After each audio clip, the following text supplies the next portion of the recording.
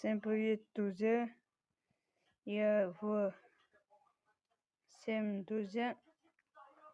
Короче, осы жылдан мен өз страхымды айтпаймын.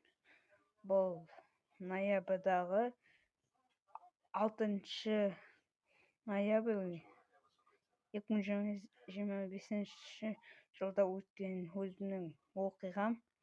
Жылан жылы бізге өте ауыр жыл болды. Жылан жылында әртүрлі жағдайлар болды. Соның ішіндегі ең бірінші жағдайын айтып берейін. Ол әрине малдың азаюы, қарасан деген аурудан бүкіл біздің оң жақты малымыз азайды. Ал екінші соңғы жаман страх бұл біздің ең жаман күніміз айтуға болады. Бұл 6 ноябрь.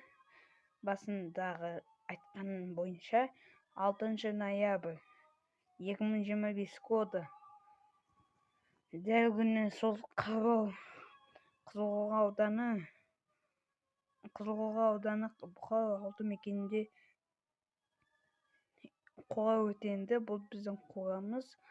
Бұл өртенбай-ақ қойғаннан өртеніп ауыр жағдайға түсіп, әртүрлі көмекте шақырылды. Бұл жағдайда әртүрлі көмекте шақырылғанды, бірақ та сол жағдайдың ішінде ең азап құшқан мына біздің үйдегі үлкен кісілер, және де мен бір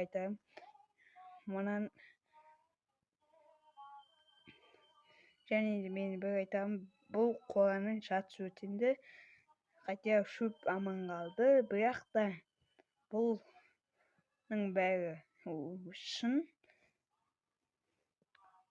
Зато бізде өтеген фотосы да бар.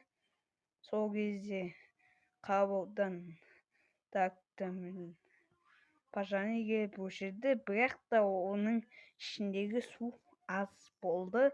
Бірақ біз оны көп былай ауылдағы жігіттермен, оның нөмірін тапқанша ауылдағы жігіттермен құдықтағы бүкіл сумен шайлап өшіріп тастадық.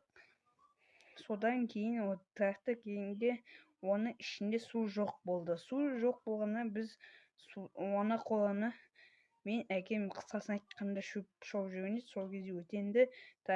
Мен анаммен сиыр сауып отқанда сол кезде өртенді. Екінші час күткілеріңіз келсе, қош сау болыңыз.